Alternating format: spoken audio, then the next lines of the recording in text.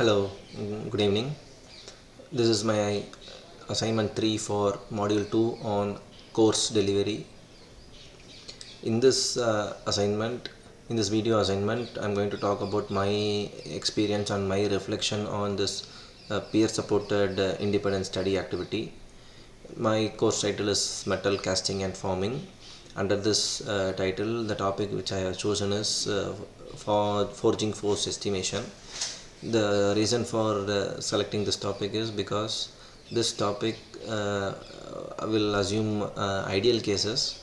Since most ideal cases are assumed, the students might find it a little bit easy to handle. Moreover, since this is an introductory course for a first year student, this will be relatively easy. I can't say this to be easy. This is challenging enough for a first year student. And these are the uh, uh, learning outcomes which I have identified. They will be able to identify the process parameters. Based on the process parameters, they will identify the force required. And I used to have this over Google Classroom, which our institution has provided us some concessions.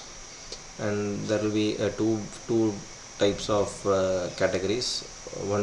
Number one will be of a pen and paper category. Students who prefer pen and paper activity can choose it, and the students who are more inclined towards simulation, or they are more inclined towards doing it on a computer, they can choose this option too.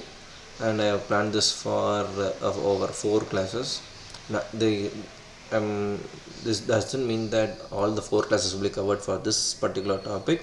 On all these 4 days, I will be giving some emphasis on the peer supported independent study activity, and more emphasis will be on the first class as well as the last class, while as the middle 2 classes will be for clarification of doubts and sort of things.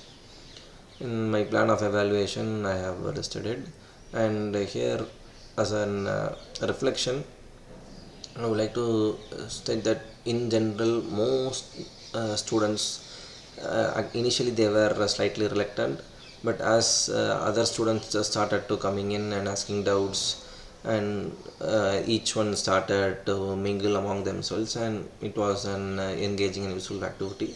And again, I don't need to claim that all the 60 students felt this way. I can say that around 40 to 50 students were comfortable with it. And two takeaways for me is that I let the students pick the team by themselves. So that resulted in that a few students who are fast learners, they were grouped together and they were exceedingly well. So this left with the remaining slow learners. They were somewhat clueless and they needed some guidance or helping hands. So I could see that contrast very clearly. But this thing could be rectified by taking the responsibility of forming the teams by myself. Instead of letting them choose teams, I should pick teams. And a few students felt that earlier when I was introducing this kind of activity, they were slightly reluctant and they didn't start the activity seriously. As once it started getting pace, then they were really into it. But at that time the deadline was so close, so they asked us to have an extra activity so that they could come out of this fear and perform it well. Thank you.